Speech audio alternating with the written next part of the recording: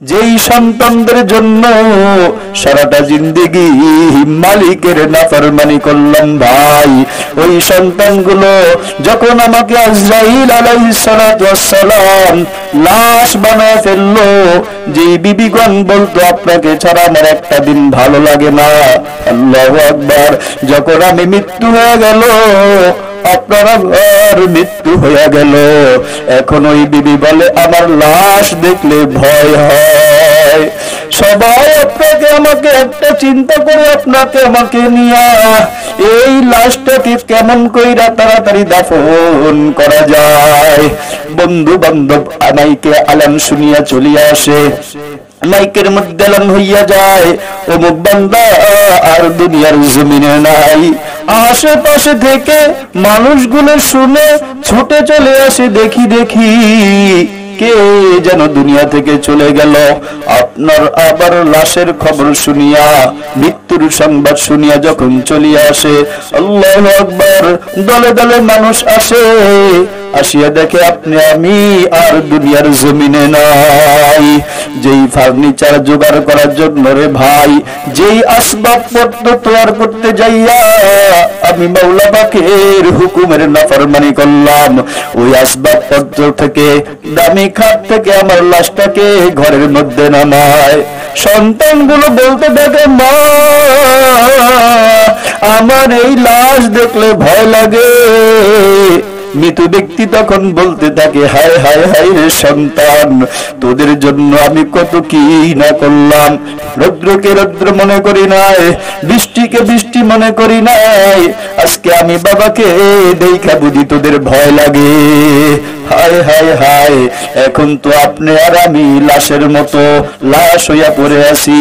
সবাই সব কিছু বলে, কিন্তু আপনার আমার দুঃখ কেউ বুঝে না, আপনার আমার কান্না কেউ শোনে না, আপনার আমার ব্যথা কেউ অনুভব করে না।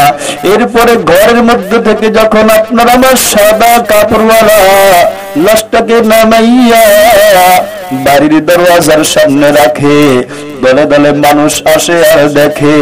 এক পর্যায়ে সাদা কাপড় পরানোর আগে বন্ধু বান্ধব গুলো যারা রাত্র 12টা বাজে ফোন দিলে রিসিভ করিয়া কথা বলা লাগতো, ওই বন্ধুগুলো আসিয়া ধমক লাগাইয়া দেয় যে এর জন্য বাঁশ কাটছো কিনা।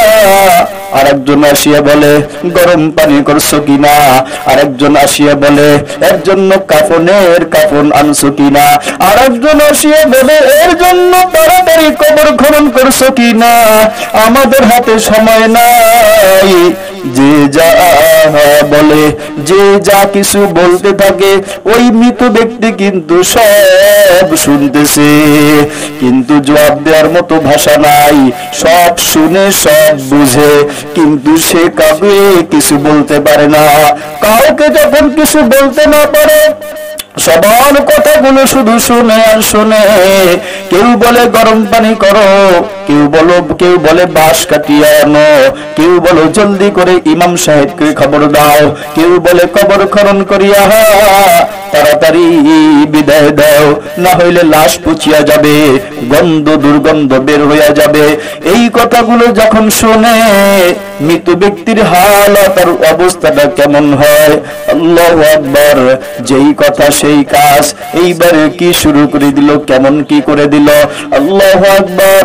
মৃত ব্যক্তিকে সাদা কাফন পরাইয়া বড় প্যাকেটের মধ্যে বাঁধিয়া এইবার যখন খাটের মধ্যে তুলে, খাটের মধ্যে খাটিয়ার মধ্যে উঠাইয়া বাড়ির আঙ্গিনা থেকে যখন নিয়ে যায়, আব্বাকে কোথায় নিয়ে যাওয়া হইতেছে, এই প্রশ্ন যখন সন্তানকে করা হয়, সন্তান যখন এই প্রশ্ন করে, মা আমাদের আব্বাকে সাদা প্যাকেট বানাইয়া কোথায় নিয়ে যাওয়া হয়, কোথায় নিয়ে যাওয়া হয়, মা তখন শুধু বুকটাকে ব্যথা বানাইয়া, বুকের মধ্যে ব্যথা কষ্টগুলো চাপাইয়া রাখিয়া দরবার করিয়া চক্ষু দিয়ে পানি ছাড়িয়া যায়, আর সন্তানকে বলতে থাকে, ও বাবা, ও মা, তোদের বাবা এমন এক দেশে পাড়ি দিল, এমন এক দেশে যাইতো, তোর বাবা যখন মাহফিলে যাইতো রাত্রে 1টা বাজে হইলেও চলে আসতো।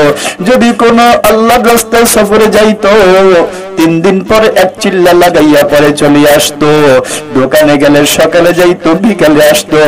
কিন্তু বাবা, তোমাদের বাবা আজকে যেই সাজে সাজিয়া বাড়ি থেকে বাড়ি হয়ে গেল, আর কোনদিন তোমাদের বাবা আসবে না। সন্তানগুলো শুনিয়া দরদর করিয়া চোখের পানি দিয়া বুকটাকে ভাসাইয়া বলে, মা আমাদের বাবা কি আর মজা দিবে না? আমার বাবা কি আর আমাদের কাছে ফিরে আসবে না? মা বলে, না না না, তোর বাবা আর কোনদিন আমাদের এই ঘরের মধ্যে ঢুকবে না। অবস্থাটা যখন যেমন এমন, হালতটা যখন এমন, আপনার আমার লাশটাকে নিয়া মসজিদের আঙ্গিনার মাঠের মধ্যে যখন রাখে, সবাই লাইন বাঁধিয়া কাতার দিয়া জানাজা নামাজের জন্য অপেক্ষা করে। ইমাম সাহেব সামনে আসিয়া বলে, যে দুনিয়া থেকে চলে গেছে এর কাছে কেউ কিছু পাওন আছেন কিনা? এরপরে নামাজ শুরু করিয়া দেয়।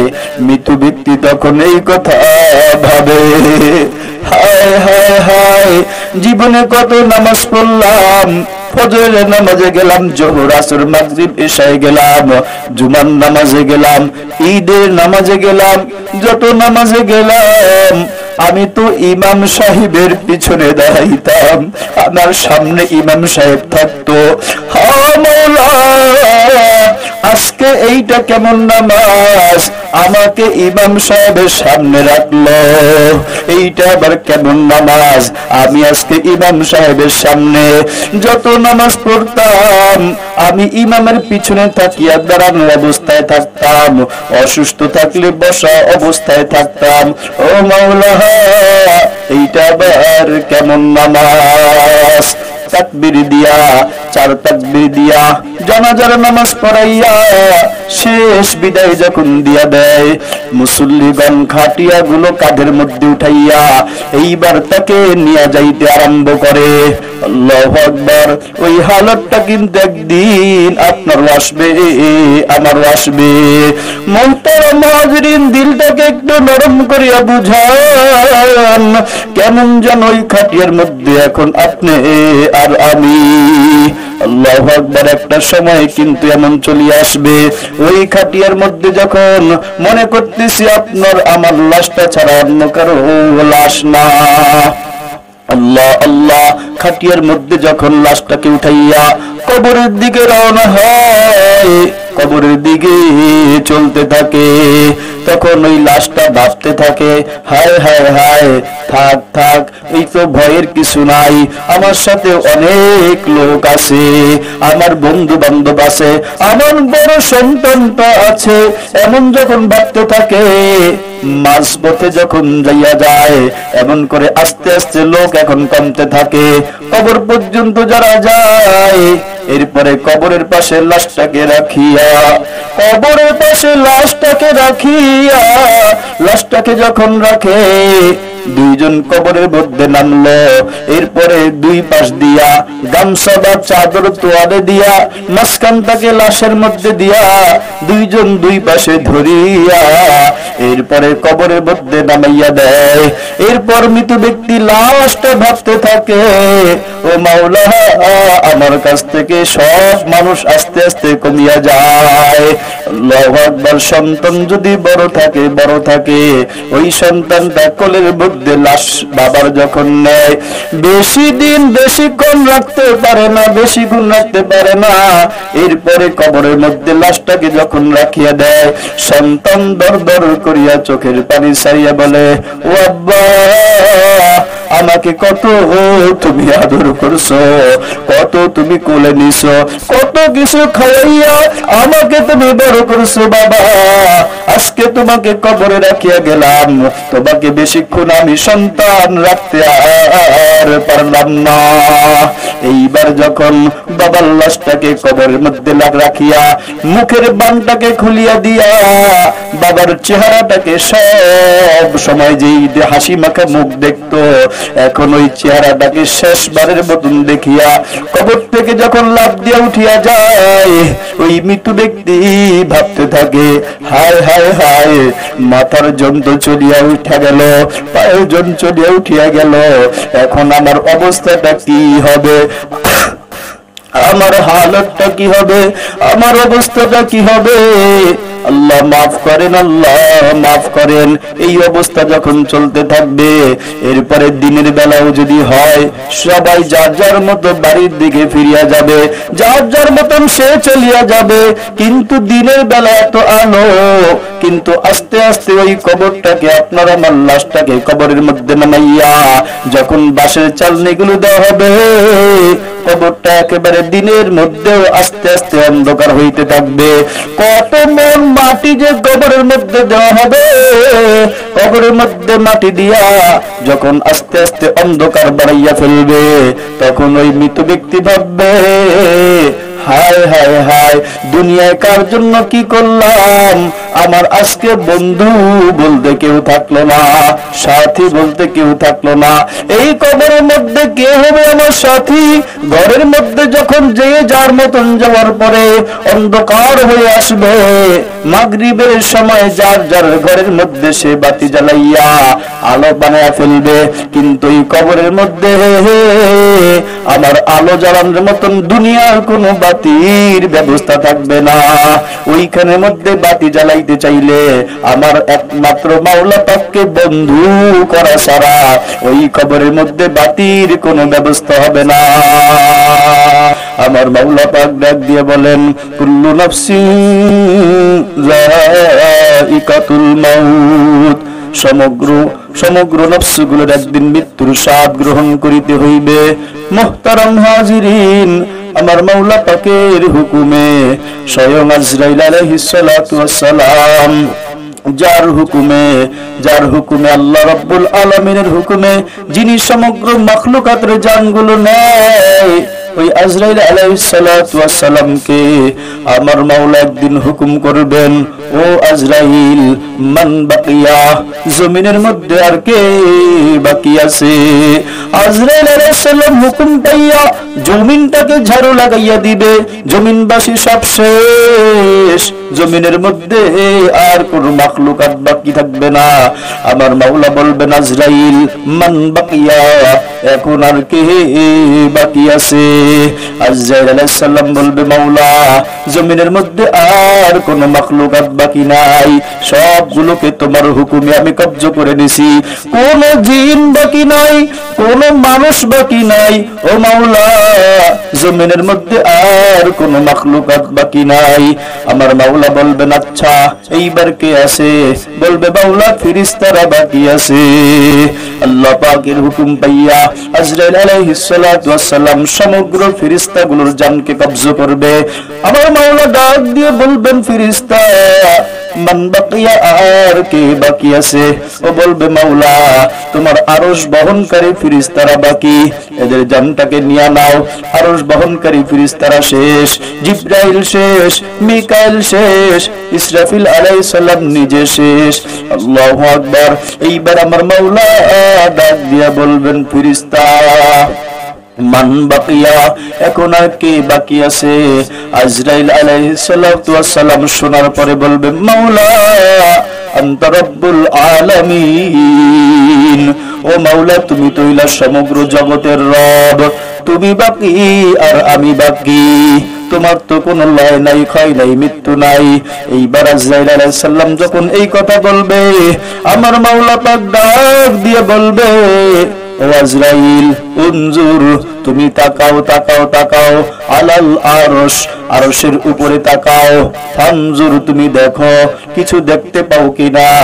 আমার মাওলা পাক যখন এই হুকুম দিবেন, আজরাইল আলাইহিস সালাতু ওয়াস সালাম হুকুম পাইয়া আরশের উপরে এইভাবে তাকাইয়া দেখবে, আমার মাওলা ডাক দিয়া বলবে, ফেরেশতা আজরাইল মাকতুবুন, ওই আরশের মধ্যে কি লেখা আছে তুমি কি দেখতে পাও? আজরাইল আলাইহিস সালাম বলতে থাকবেন, মাওলা মাকতুবুন, ওইখানের মধ্যে লেখা আছে যে আরশের নিচে থাকবে তাকেই একদিন মৃত্যুর স্বাদ গ্রহণ করিতে হইবে। ও মাওলা, তোমার আরশের মধ্যে এটা লেখা আছে। আল্লাহু আকবার। আমার মাওলা ডাক দিয়া বলতে থাকবেন, ফেরেশতা ও আজরাইল তুমি তো আরশের নিচে, তাই না? বলবে, মাওলা হা হা হা আমি আজরাইল আরশের নিচে। এইবার আমার আল্লাহ তাআলা ডাক দিয়া বলবেন, আচ্ছা ফাতামুত, তাহলে তুমি এইবার মরো। আজরাইল আলাইহিস সালাম একটা চিৎকার দিয়ে বলবে, মাওলা আমি আজরাইল সমগ্র মাখলুকাতের জান নিলাম, আমি আজরাইল সমগ্র জিনের জানগুলো নিলাম, সমগ্র মানুষের জানগুলো আমি নিলাম। আমি যদি এই কথা জানতাম আজকে আমার জান আমাকে কবজা করা লাগবে, তাহলে আমি এই দায়িত্ব থেকে তোমার কাছে পানা চাইতাম, তোমার কাছে আশ্রয় চাইতাম, মাপ চাইতাম। আল্লাহ বলবেন, না না না, এত কথা চলবে না, যেহেতু তুমি আরশের নিচে, মৃত্যুর স্বাদ তোমাকে গ্রহণ করিতে হইবে। যে আজরাইল আলাইহিস সালাতু ওয়াস সালাম সমগ্র জানগুলোর রূহগুলোকে কবজা করে, ওই আজরাইল পর্যন্ত মৃত্যু থেকে বাঁচতে পারবে না। মুহতারাম হাজিরিন, আমাকে আপনাকে একদিন মৃত্যুর স্বাদ গ্রহণ করিতে হইবে। দুনিয়াতে চিরদিন থাকার জন্য আসি নাই, আবার চাইলেও থাকতে পারবো না। এমন একটা সময় আসবে আজরাইল আলাইহিস সালাম আপনার আমার সাথে মুলাকাত করবে, সাক্ষাৎ করবে। আপনার আমার সাথে মুলাকাতের মাধ্যমে, সাক্ষাতের মাধ্যমে যখন চলে আসবে, আল্লাহু আকবার, ওই মাওলা যদি মাওলা পাকের বন্ধু যদি না হওয়া যায়, মাওলা পাকের আশিক যদি না হওয়া যায়, ওই মৃত্যুর যন্ত্রণা ভোগ করার মতো শক্তি কিন্তু আপনার আমার আর থাকবে না। মুহতারাম ভাইও, এই জন্যই মাওলা পাককে যদি বন্ধু না বানাই, আল্লাহ আল্লাহ, ওই যদি গুনাহগার হইয়া, বেনামাজি হইয়া, পাপিষ্ঠ হইয়া, বদকার হইয়া যদি আমার এই অবস্থার মধ্যে জানটা চলিয়া যায়, আজরাইল আলাইহিস সালাতু ওয়াস সালাম যখন আসবেন, আল্লাহ মাফ করেন যদি গুনাহগার হইয়া যায়, আল্লাহ পাকের দুশমন হইয়া কবরে যাইতে হয়, অবস্থাটা কিন্তু ভালো হবে না। কেমন হবে, কেমন হবে? ওই গুনাহগার পাপিষ্ঠ দেখবে আজরাইল আলাইহিস সালামের পাটা থাকবে জমিনে, মাথাটা থাকবে আসমানে। এই হালত দেখিয়া আল্লাহ আল্লাহ, ওই আজরাইল আলাইহিস সালামের আকৃতিটা কেমন হবে?